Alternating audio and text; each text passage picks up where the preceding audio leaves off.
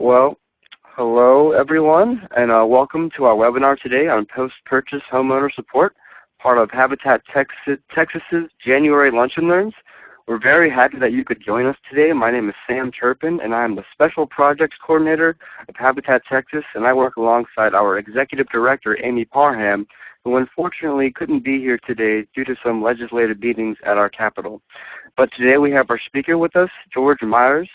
And George has many years of experience working with Habitat International and is now a nonprofit consultant who knows a whole lot about post-purchase homeowner support, and we're very happy to have him with us. So without further ado, take it away, George. Thanks, Sam, and I appreciate folks being here today. I'm assuming some of you were on the call on Tuesday, and some of you may not have been. Basically, today we will spend an hour and probably be, again, sort of similar to what we did on Tuesday. I wanted to make sure that someone that wasn't on that call might catch up and make sure that they had a review of some of the basics. We'll go through then, again, a lot of the common challenges and successful practices that affiliates face and what happens with homeowners after they close on a Habitat house or after you've finished a repair project. And we'll do a little bit of a wrap-up, and hopefully we'll have maybe a little more time for questions and discussion than we had on Tuesday. So, and this will be, again, I'm counting on folks out there to share their experiences and ask questions. Sam, I think, so what they can do, Sam, they can write a chat, right? Mm-hmm. They can type into the chat box, and Sam will read them all. And then the lines are muted, Sam, is that correct also? Yes, lines are muted right now. Mm-hmm. Okay, so lines are muted, but we're doing that just to keep the noise down, because I'm sure some of you have been on some calls that get pretty noisy. But we will be muting and unmuting as we go along. But so the best way, if you have a question or you want something, back me up and clarify something or whatever, type it into the chat, and we will pause. But Sam, you can also interrupt me if somebody's got totally confused or technical issues or something like that. So, and these will be archived and available to you. I think Amy already put the one from Tuesday up on the Habitat Texas YouTube channel, and so that's out there for your review anytime you need it or anytime someone else in your affiliate needs it. So today we're talking about post-purchase, and the pre-purchase session, I've got a typo here on my slide, was on January 5th, so you can go back and do that. We're really going to spend today talking about what happened from closing to the final mortgage payment. And since we probably have a lot of people who have been doing family services for quite a while, one of my favorite trick questions in my years of Habitat is asking people how long does it take them to complete a Habitat house project. And usually I hear answers like, oh, we can build a house in 3 months, or we can build a house in 9 months, or something like in that nature. And I say, wow, that's interesting, but that's not really how long it takes to complete the Habitat project. So the real start of our Habitat partnerships and projects are, of course, when someone first contacts you to ask about applying for a home, and then it continues until the date that the final mortgage payment is done. So it's definitely not 6 months or 9 months process. It's usually 20 years or 25 years, and that is, of course, a completely different perspective to look at these projects from. It also takes us back to looking at this being more about the people who are living in the house, and as opposed to the 2x4s and windows and cabinets that we put into the house. So, and again, you guys as the family services folks are, of course, the advocates and the voice that always has to remind folks that what we're doing is much more important than the 2x4s. It's really about the people. Before I go forward any further, I did want to clarify one thing here as we talk about the definition. You'll notice I'm using homeowner support rather than family support. One of the things that's happening right now at the Habitat International level is they are in the final revision stages of redoing the affiliate operation manuals in both selection and support. And those will be, I understand that legal's got their noses into them right now, and they will be available in time for the national conference. So those of you who attend the national conference in late March in Atlanta will probably get the first look at them, but I am sure that Habitat International is working on how to publicize these and make sure people know that the new ones are available on My Habitat. So I have been told that there's, of course there are some changes, and there's a lot of things that have changed, of course, in the selection manual particularly, but the support manual, I think, is probably going to stay pretty much the same. And this is, of course, evolutionary, that we've worked over the years and sort of have a lot of things that you, the people in the field, have told Habitat International what works for you and what doesn't work for you. So the last point I'll make here is one of the other changes is that affiliates were feeling that talking about families all the time was not really always accurate as to who they were serving. There's a lot of affiliates that do build houses or work on neighborhood revitalization projects, repair projects, Brush with Kindness projects for single people, and they're not a family. Or people who don't have children may not always feel they want to be called a family. And so the suggestion was made from someone up in Michigan, as I think where it first came from, to really advocate for Habitat International to shift to talking about homeowners, because that's really what we're doing. We're taking applicants and turning them into homeowners, and we're working, those of you who are doing repair work and Brush with Kindness work are, of course, working with people who own their houses. We're not working with renters. So homeowner support is the language that you will hear. Now, of course, no one's going to come along and make you change everything in the world, but I just wanted to let you know that as we go forward. So the definition here, Sam, I'm going to ask you to tell me if there are any comments or questions here in just a second. But we're talking about a set of programs and practices designed and administered by local Habitat affiliates that provide homeowners with the procedures, support, and skills necessary for buying a Habitat home and becoming successful long-term homeowners. And it's interesting, this definition has been around for a long time, and here again we say we're talking about homeowners. So now they haven't updated. Family support programs include sweat equity, pre- and post-purchase education. So Sam, is there any comments or questions out there right now? No chat questions yet. I can unmute the lines if you want me to. No, let's go a little bit further here.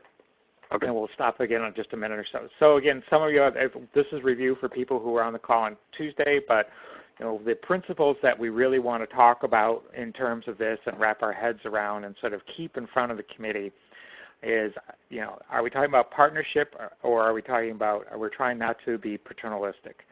We, of course, talk about the hand up, not the hand out. We're trying to break the cycle of poverty, not maintain it. Occasionally I talk to an affiliate that's got a child of one of their current homeowners who's applying for a Habitat house.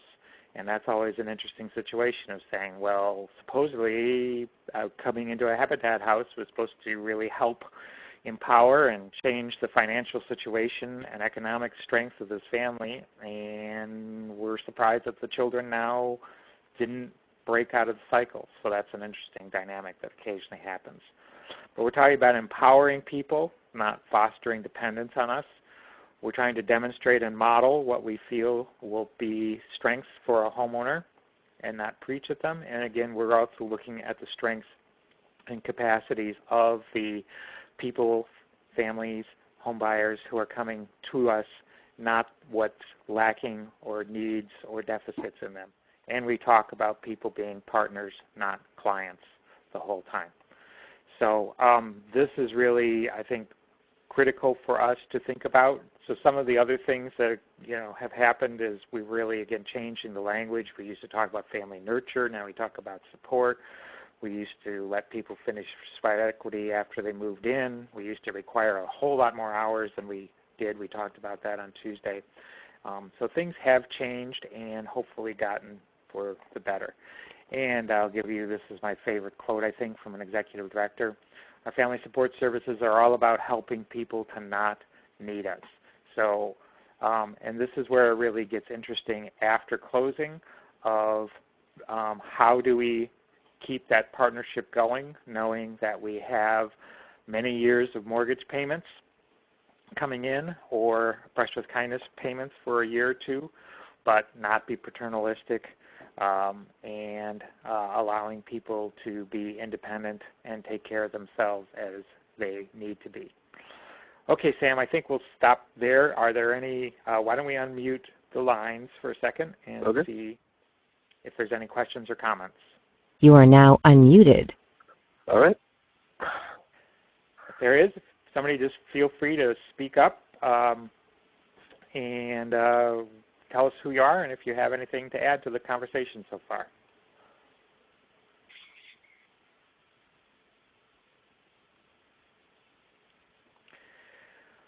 Okay, well, we will go on then. Thank you, Sam. I wanted to talk a minute about you are now muted. Human nature. We're all human beings. We're all children of God.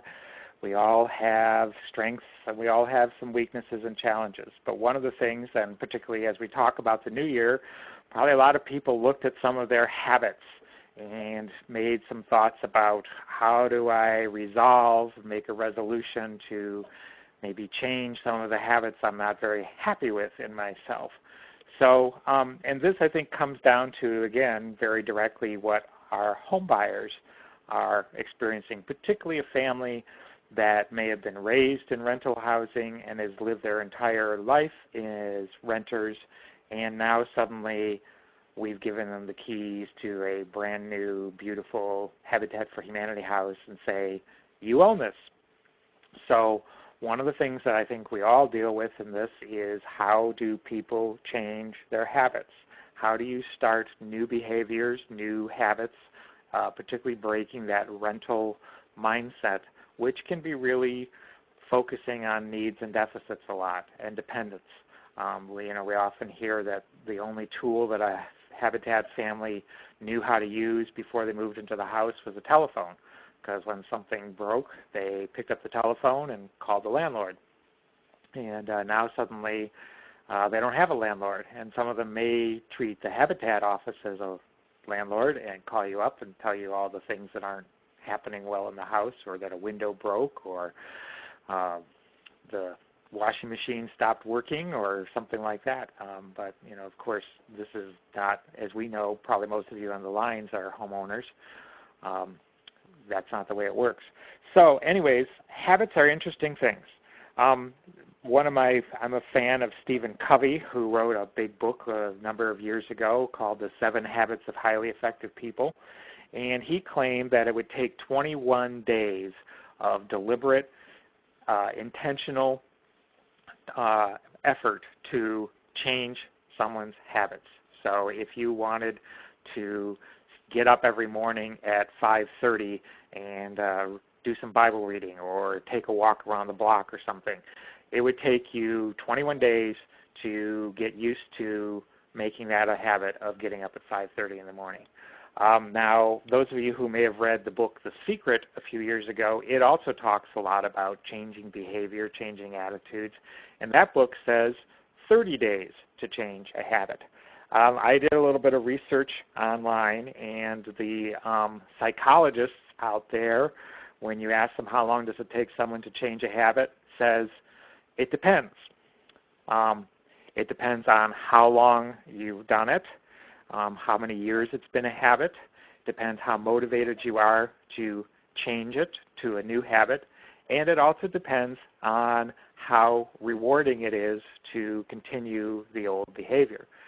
So those are the things I think to keep in mind psychologically as we start to think about how we work with our families as they become homeowners. And we think we're done with the construction, and we think we're done with all of our family support work, and they've been through all the education classes, and they should know everything they need to know. And I think that's not always the case. I'll give you a couple examples here. In the house that I used to live in, the coffee maker sat in a little cubby place in my dining room. And one day that coffee maker broke. And I went out to the store and bought a new coffee maker and brought it home and found out that it was about 2 inches too high for that little cubby spot. So I moved it into the kitchen and took up space on the kitchen counter. And I will tell you that even up to a year later, I would occasionally, particularly in the morning, wander out to the dining room looking for the coffee pot. That my brain just said, that's where the coffee pot is, and it was a habit that I couldn't break. One of the other things, just as an example to think about, is suppose you went home this evening and your husband or your wife or partner or teenage daughter or somebody had rearranged all the drawers in your kitchen, and the silverware was no longer in the drawer just to the right of the sink, but it was now to the drawer on the left of the sink. And I would guarantee you that it will take you at least a month, if not more, to just remember which drawer to open for your silverware. So these are really simple examples, but I think, again, as we think about how people who have been renters their whole life have established some really deep-seated habits, and now suddenly, again, they're Habitat homeowners, and they are in a neighborhood, and they're in a house, and they're going to be there for 20, 30, or more years. And that's a big change in their lives. So I think the point of all this is to think about, remember that perspective, put yourself in those people's shoes, know that human nature will take a while to change behaviors, and that, like myself, even a year or so later, I'm still looking for coffee in the dining room when it's gotten moved, that my brain just keeps wanting to do things the way I always did them. So that's my little lecture to think about. I would think, so hopefully the principles we've just set down about principles, paternalism, and strengths and all these, as you face challenges and things in your affiliate with families after you've finished a project, think about those first and see how you can create the idea of empowering people and also granting some grace and forgiveness too when they do slip up. Okay, I'm going to move on here, Sam, unless there's any chats yet. We're going to spend a couple minutes on the quality assurance checklist. So these are the things that Habitat International looks at for post-purchase. Now, some of these are the same as for pre-purchase. They're family service things, and also for family selection. That first off, you're required to provide support services to your homeowners. The QA also says, the quality assurance checklist also says you need to have operational committees. They don't say which ones you need to have, but usually affiliates, these are good committees to have, your selection and support committees. You need to have a written policy out prohibiting discrimination and harassment of homeowners, home buyers. And you need to have confidential record retention. And I was speaking with someone just at the start of the call. We did a little Q&A left over from Tuesday. And so, what they're looking for is a secure, locked, fireproof filing system for paper records that only certain people have access to. I have seen nice fireproof file cabinets. I've seen safes. I've also just seen people that have taken a regular file cabinet and put a padlock and hasp on it. We also brought up the fact that a lot of affiliates are looking at scanning records now, which is also a good idea, just so long as you make sure that you do have some backups of those scans off-site so they don't burn up in the same fire that burns down your office or get flooded out. But again, you need to, if you do that, you need to make sure that they are password protected so only certain people have access to those files. So that does work for that. So these are some more things from the quality assurance checklist. Now, some of the things we're going to talk about here, I would imagine even with the people on the phone, some of them the staff take care of, some of them the finance committee or the treasurers or your lawyers take care of, and some of them the family services staff or volunteers take care of. There I go, I just said family services rather than homeowner services again. It's an old habit. But so we want to make sure that every affiliate has a written pricing policy. We want to make sure that we are giving families a marketable title, and there's an immediate transfer of that at closing. That used to be a big issue with a lot of affiliates, that they would not use a mortgage, and they would potentially really not almost trust the family to be home buyers for a year or two. And that's, again, been one of the shifts that we want to make sure you're using a mortgage. We want to make sure that you have some sort of equity protection system, whether that's a second mortgage or shared equity, appreciation, whatever, but that there's something in your policies that protect the affiliate from windfall profits by a less scrupulous home buyer. We want to make sure that you are keeping escrow payments separate and following all the new legal requirements for them. Those have changes. And there's all the new laws about anti-money laundering, suspicious activity reporting is SAR, and et cetera. And these are things that, again, need to be done all the time, and however you figure it out at your local affiliate, we just want to make sure that this is getting done.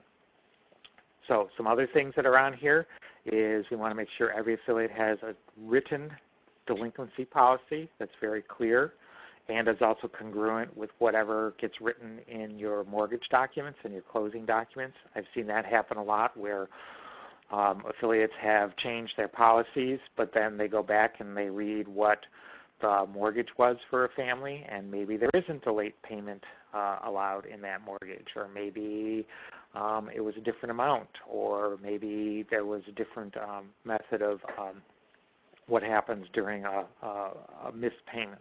So you do want to make sure that it's congruent to at least how you're writing your current mortgages, but also being aware that you've probably got some people in your portfolio that when you deal with a delinquency will be unique to that.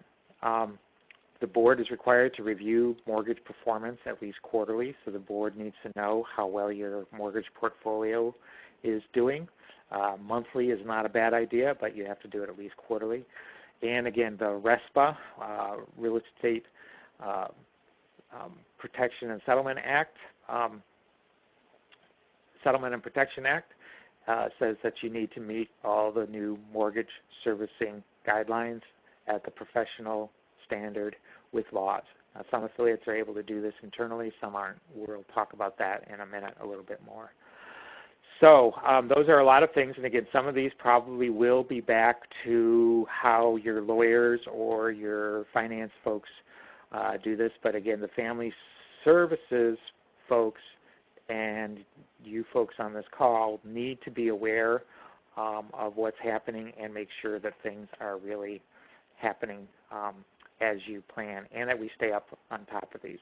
And I'll just also throw out here, of course, those of you that have been around the block for a few years, you know a lot of this has changed dramatically in the last 3-4 years, and we're not done with that. There will be more changes coming up.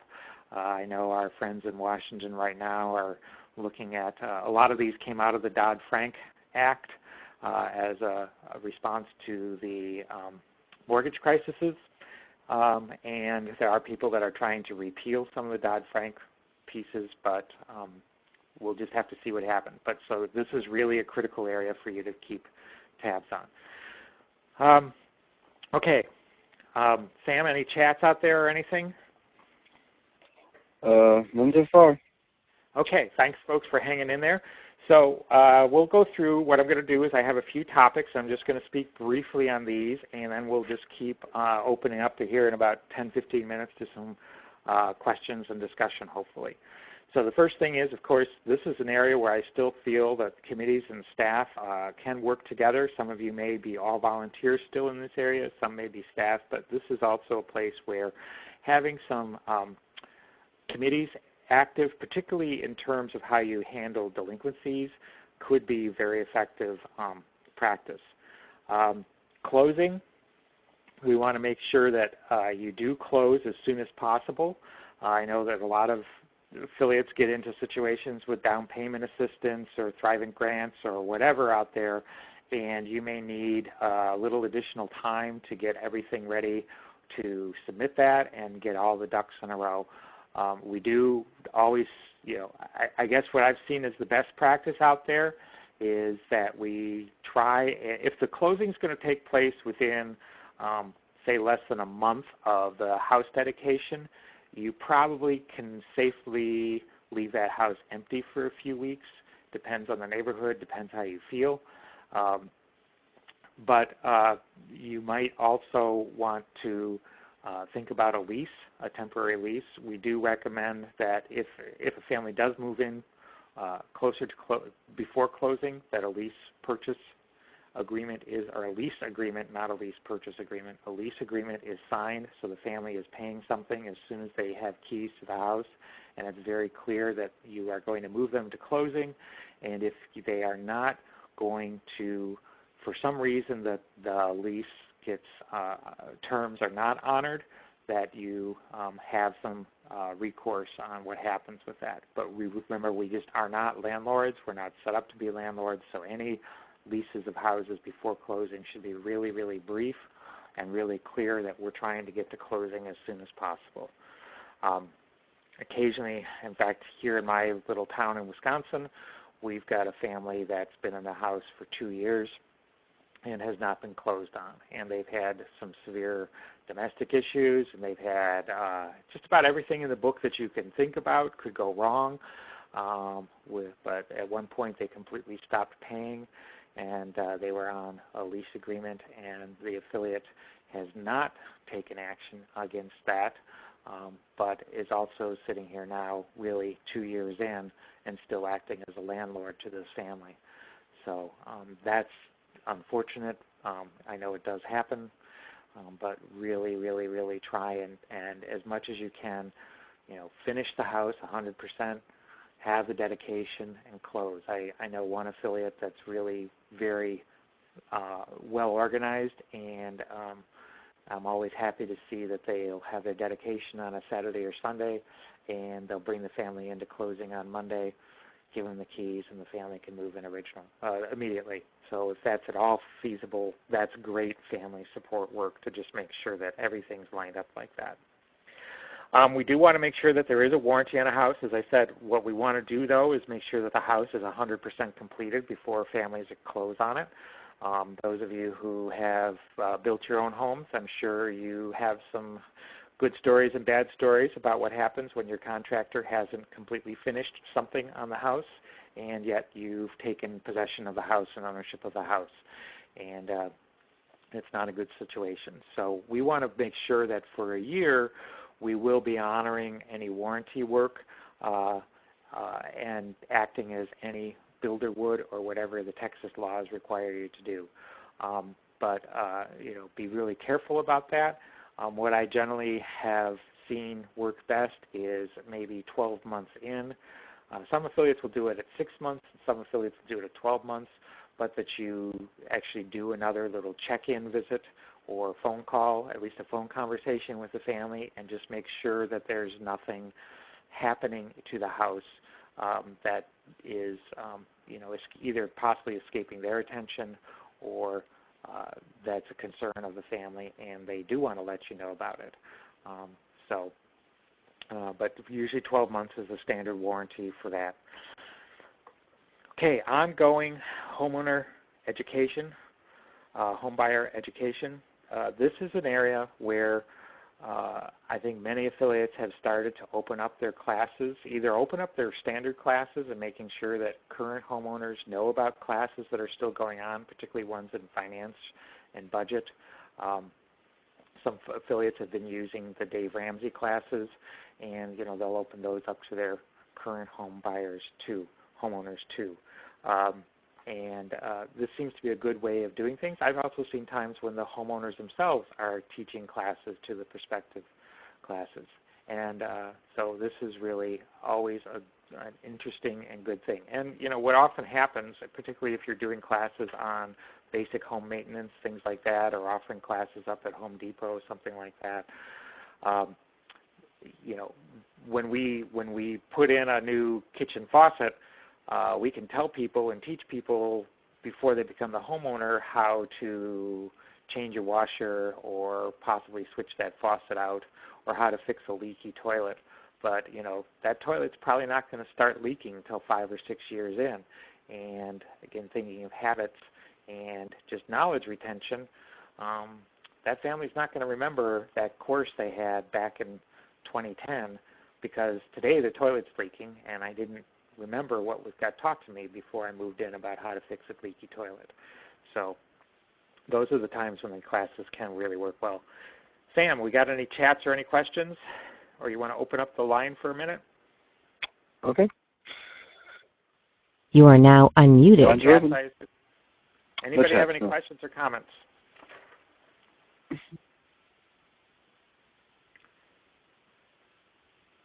Okay, quiet bunch. We'll go on to payment issues. Taking a house back in foreclosure, this is sort of a natural thing. So again, as I said, you need to know you are now muted. The standard procedure. Those of you who may have been at some of the Habitat International or your Habitat Texas workshops know that the current feeling from Habitat International is that a mortgage is technically late on the 2nd of the month.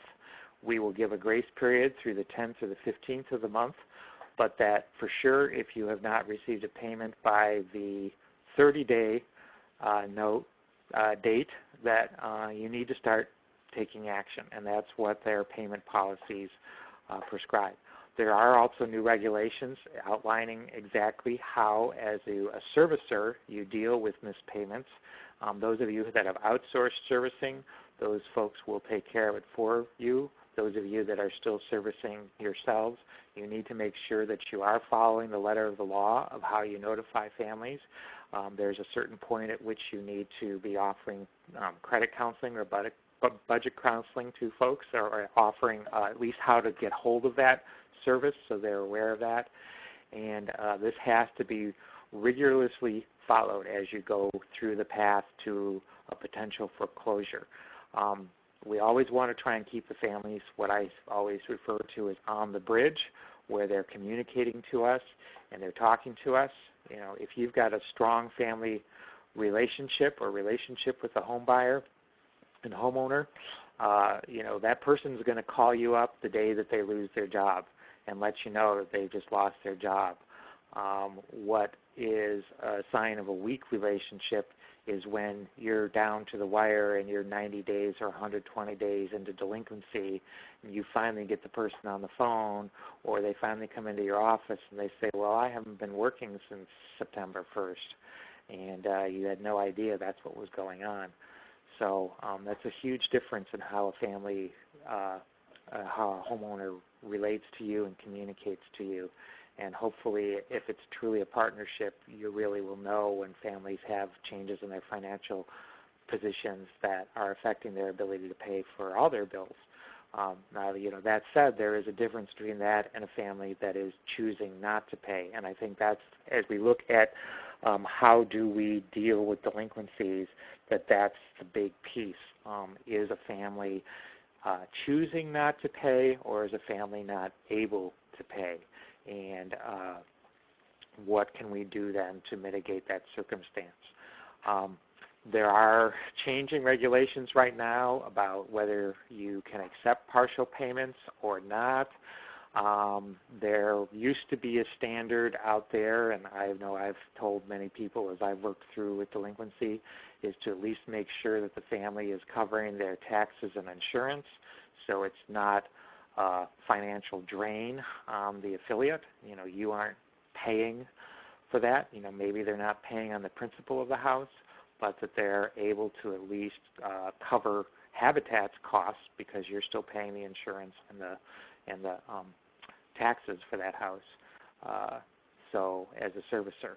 So that used to be the prescription, and that one's a little fuzzy. I will be interested to see what the Family Support Manual does finally come down on, because I've heard people at Habitat International go both ways on saying that that's still an okay practice or it's not, that we really need to just wait till we have the money to make things go forward again. There is a program out there called Pronto, which has been a pretty effective way of helping families that get many months behind, sort of reset the clock, and they come in and sign an agreement. Very often there might be an adjusted principal amount that is back at reset to the 30% of their income or 25% of their income, so we're not cost burdening them. And then they're required to make payments on time for and any other requirements you come up with, but make payments on time at least for a year, and at which point then the affiliate will amend the mortgage and tack the missing payments on at the end. And there is information from Habitat International and on my Habitat on the Pronto program if you need help with that. But that one also is one that I think is somewhat changing with some of the regulations that are out there. The last thing I will say is that this is also a great place to use volunteers and committees. If your family partner or family mentor is still around, they can often be a good liaison. Again, there are regulations about even how you can contact families. You generally can't go. What they don't want is people going up and knocking on people's doors at 10 o'clock at night and demanding money, or making harassing phone calls or threatening phone calls about looking for a payment. So there are ways to do this well and do this constructively, and there's ways that will actually land you in legal problems. We do recommend that you use an attorney as you go through delinquencies and foreclosures. And I've often seen very often the use of a finance committee or even a delinquency committee if you're dealing with a number of delinquencies. So really just know the laws, and above all, really try and ascertain whether that family is choosing not to pay and is off that bridge of partnership, no longer looking to partner with Habitat, or whether they are just unable to pay. I will tell one story here of a woman who actually her partner left just a few weeks before the house was done. The affiliate still moved them into the house and closed on the house and set a payment based on the income of two working adults in the family, well aware that this woman's partner was gone and that she had only one income now. So big surprise that homeowner was delinquent within 60 days because we had cost burdened her. We just set a mortgage payment amount that was too high for her. And I worked with the affiliate quite a while to get them to just really understand that, we need to start a family out when we close the house, at a mortgage payment that they can afford. And if we're looking at long-term changes in their financial position to the negative, we need to talk about that and look at what we can possibly do, and if possible, keep that family in the house as long as they're making payments and as long as there's at some point that mortgage can be repaid legally. So this is where a lawyer can help you a lot, but also some compassion and grace can help a lot too. So Sam, that was another big mouthful. Are there any questions or chats out there? Still no chats. Okay. And again, some of this now unmuted. Like, oh, that's the board's problem, or that's the ED's problem, or that's the finance committee's problem. But this is really where families, the home buyers support committees, homeowner support committees can also really. You are now muted. Particularly if you feel that the family is still wanting to partner with Habitat, you'll probably be the advocates for that and the people that have the knowledge of that. to ascertain whether that family has really truly broken the partnership and the foreclosure or a buyback needs to happen or not. So one question we get is, do we have too many delinquencies? The first question, of course, has to be, what do you feel is a reasonable amount of delinquencies for your affiliate? And if we'd ask everybody on the phone here today, there'd probably be a big variance of how many people haven't paid their January mortgage payment yet. But then how many other people are 60, 90, or even longer behind? Our biggest recommendation is don't delay a low-income family as soon as they've missed a payment or two and is being asked to come up with large amounts of money. That's pretty unlikely that's going to happen in a lot of cases. People surprise us, but it's not really common. So, if you feel you have too many delinquencies, I really urge you to step back and really examine your entire process. Go all the way back to how are we selecting our families? Are we really doing what we need to do to make sure that this family has the ability to pay? Again, we're not selecting people who we do not believe, any person we select and approve, we believe that they have the income to afford the mortgage on the house we're going to build for them. That's a given. So when a family is not paying, we need to start to understand what possibly did we not communicate right, or what possibly did we not qualify the family correctly. What did we miss? What could we do better in looking at ability to pay? Support, again, how well are we helping people change habits and becoming responsible homeowners? Really the value we're trying to instill is saying that your house is your number one bill that you pay every month. Your mortgage payment comes first. It comes before the cable TV bill. It becomes before the cell phone bill. You make sure you're up to date on your mortgage before you go out and buy a new car. All those types of decisions have to be made, and that's the habits that we really need to change and instill as we go through this. I think the family partners are really key to that, as well as both the pre-purchase support and education and the post-purchase support and education. Okay, so quickly, some of you out there probably have homeowner associations and homeowner organizations. The big difference between the two of these is homeowner organizations are informal support groups. They're not usually legally incorporated, but they can be very empowering if you've got a bunch of Habitat houses in a neighborhood or a small area. Those of you that might have done planned development, you may be in a place, or those of you that have done condos or townhouses, you may actually have to have homeowner associations, and these are formal legal homeowner co-ops and condo associations. They are incorporated.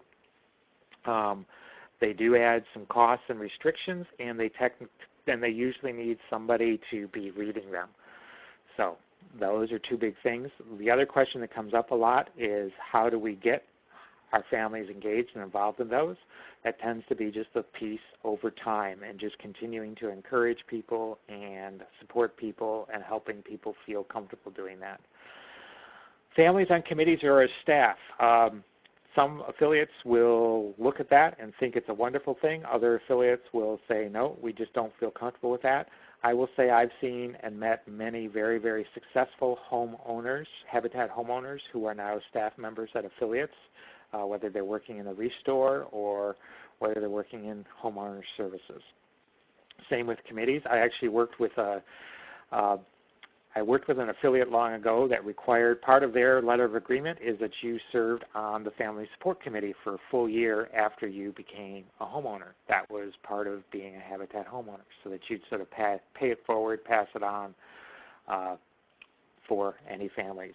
And the last one I'll say is I worked with an affiliate in Iowa once, and their entire family selection committee were current Habitat homeowners. There was not a single non-homeowner volunteer on the committee, and I thought that was pretty amazing. They really had it going. So some other questions to just think about is neighborhood revitalization. I think a lot of this is still somewhat pertinent. There's not as much post-purchase stuff for this, but there are some things that are out there.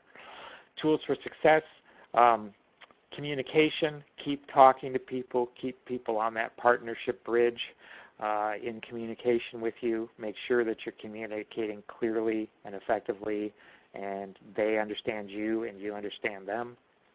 Celebrate, particularly at the end of the mortgage. I just worked with an affiliate that the only way we picked up in those affiliates the ASR report that somebody had paid off their mortgage after 20 years. And the finance person hadn't shared it with anybody else. And we picked it up and we said, oh my goodness, we need to go out there and celebrate that. This is only the second time that's happened in this affiliate. And it was an interesting thing that somebody didn't think that was an important event, but it is. And again, then the confidentiality piece. There are some legal pieces around this, but we also want to make sure that, particularly if a family is struggling, that their privacy is respected. Okay, we're going to get to some questions here in just a second. Just again, you need to make sure you've got some legal mortgage servicing and escrow management going on. That typically means, for most affiliates, we're finding that means that somebody other than the affiliate has to do it. And I know that's not inexpensive, but it seems to be really critical and necessary in today's regulatory environment. Payment and delinquency policies, same thing. Those servicers can help you through that. An attorney has to be really engaged and involved. It's just not the same as it used to be where somebody could just get a letter mailed from the ED saying you're 30 days late. We really now have to make sure that we're abiding by the laws and notifying people correctly. There have been a lot of instances in the last few years where the affiliate thought that they were at the point of foreclosure finally, and the homeowner gets an attorney and finds out that something was not done correctly way back at day 30. And suddenly the whole foreclosure process has to get redone and restarted. And I know in some states it can be a very long and onerous process to actually have to foreclose. So you do need to do it right. It is kind of, I always sort of say this is the same thing as family selection. We want to make sure that we have clear policies and procedures in place on how we do not discriminate and treat all applicants the same. We have to do the same thing with our home buyers after they've closed, and that any payment problems need to be done equitably and fairly between all the homeowners. So, grievance process, again, if something's not working well, people have a right to be heard. Committees we talked about, and I just want to throw out again that be ready for more changes. There's a lot of things happening. Where do you go for help? Habitat International, Affiliate Support Center, Amy. You can also ask me.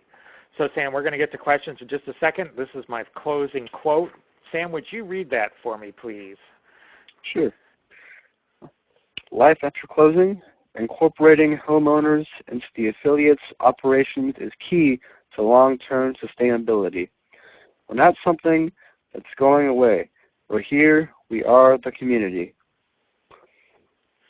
And that's from a gentleman in Maryland who was a Habitat homeowner and has been on staff of that affiliate. So I think that's a pretty succinct way of saying these folks are part of what we do. Okay, thank you very much. You guys have been quiet. Let's open up the lines and chat, or you can type something into the chat box. I'm interested You are in now questions you might unmuted. have, or discussions or conversation around any of the things that we've talked about. I did throw a lot at you here in 45 minutes. Okay. Oh, I don't know. Hi, does somebody have a question?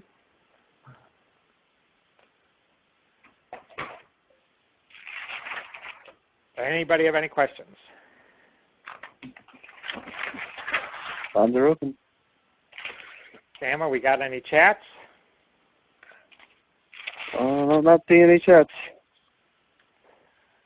Okay, well, let me ask you some questions here. Who has something that they feel that they're doing really well from all the things we've just talked about? Where's an area that you feel that your affiliate's really successful at and got it going well?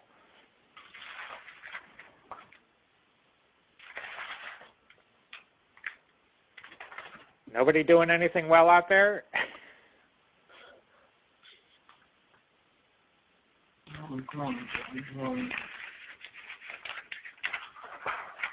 Hello? Okay, well, let's flip this around. Is there something that you'd like to do better?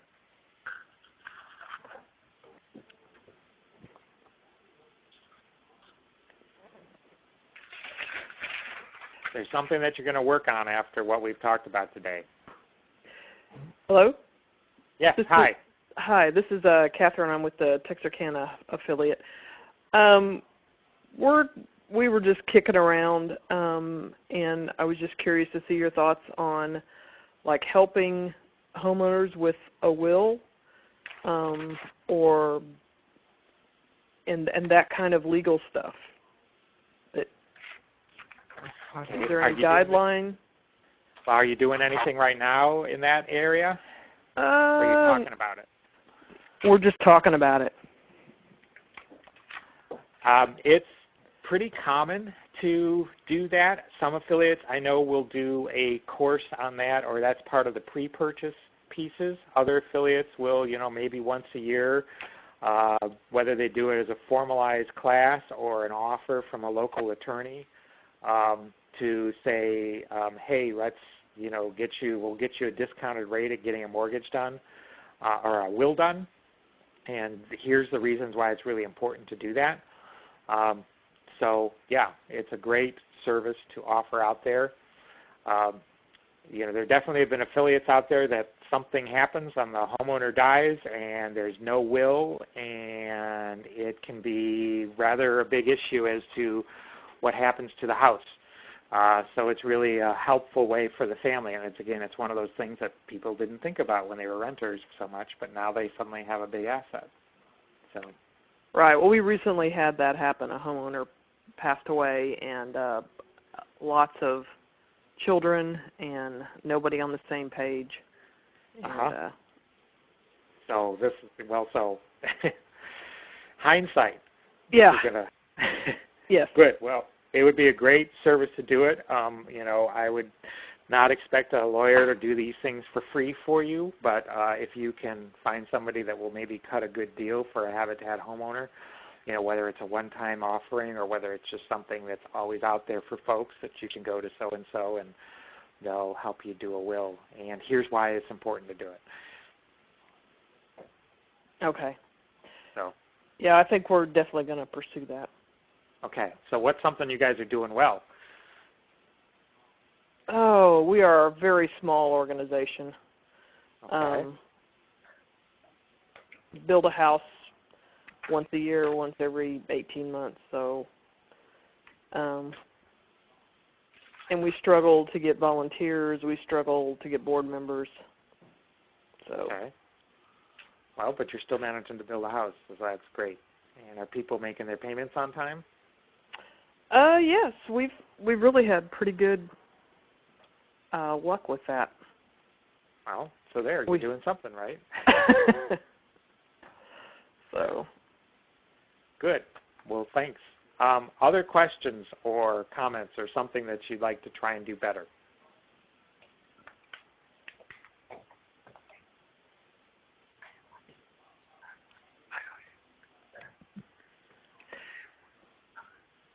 Anyone out there? We're going to say going. Okay, well, then I'd like to say thank you. I have thrown my contact information up here on the screen. I would be happy to, field some questions, but I'd also really push you, if I don't work for Habitat International anymore, they are really the experts. So the Affiliate Support Center is a great place to try and go. The forums are good places to get good support. Watch for the new manuals. And then, of course, Amy who's not with us today. Her email and contact information is on the screen. And she also has pretty good background in this, too. So she's also another good resource for you. Plus, probably some of your neighboring affiliates around Texas. Last chance for any questions, comments?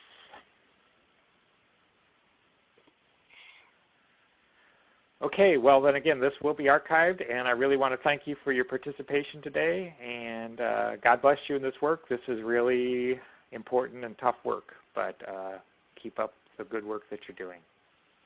Thanks very much. Okay, thank you all for joining us. This will be emailed to you with the recording, and you can also, like George said, see it on the Habitat YouTube page as well as the rest of our webinars for this month.